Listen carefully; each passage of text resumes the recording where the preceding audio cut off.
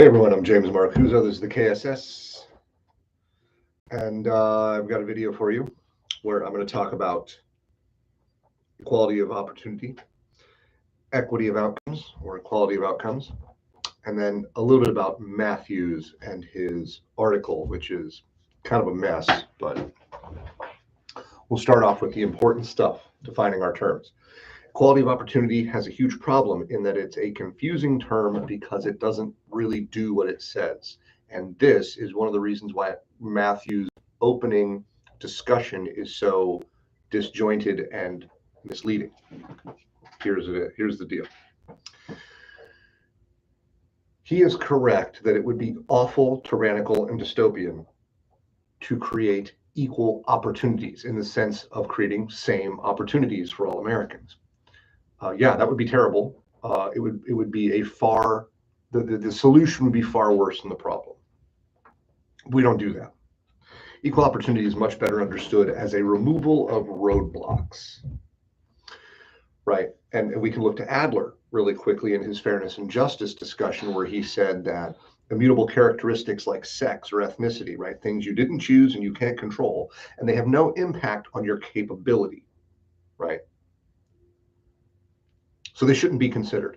And so equal opportunity is really our attempt to say to the broader society, to education, to business, to government, you can't use these things, these identifying markers of sex or ethnicity or religion or others, to prevent people from trying to pursue their goals, trying to pursue happiness.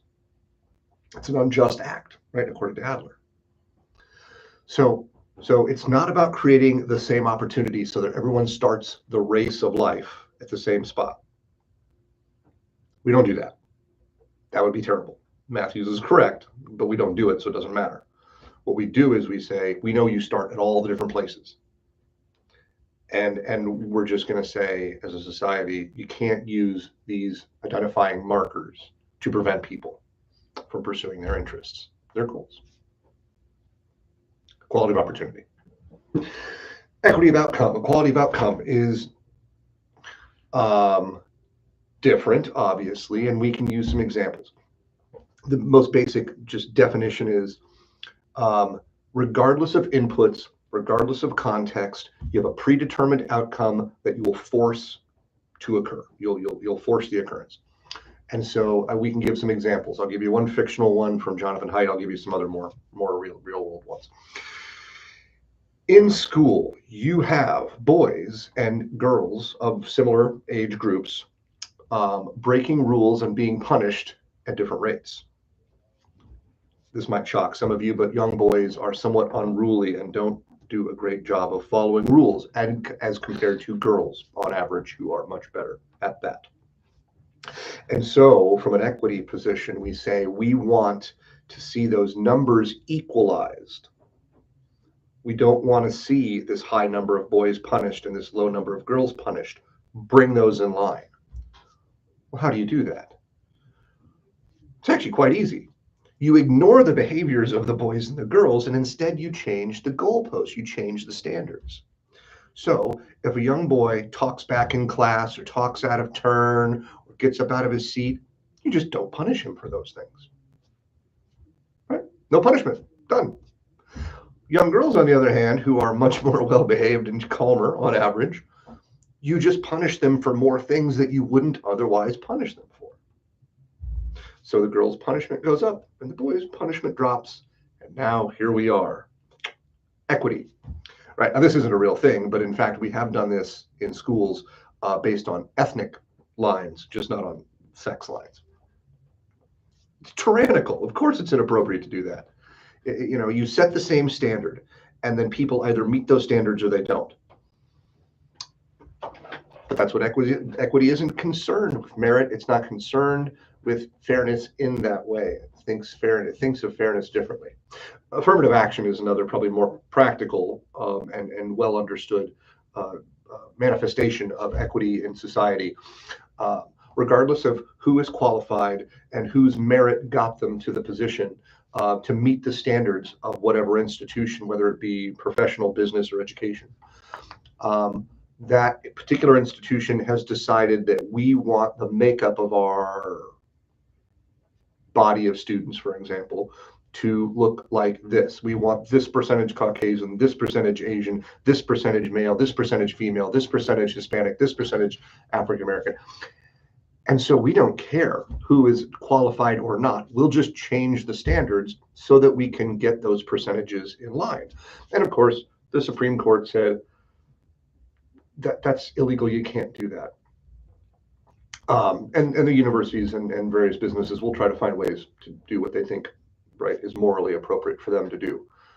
But that's a good example of equity in practice. Well, I've spent most of my time explaining these two different concepts.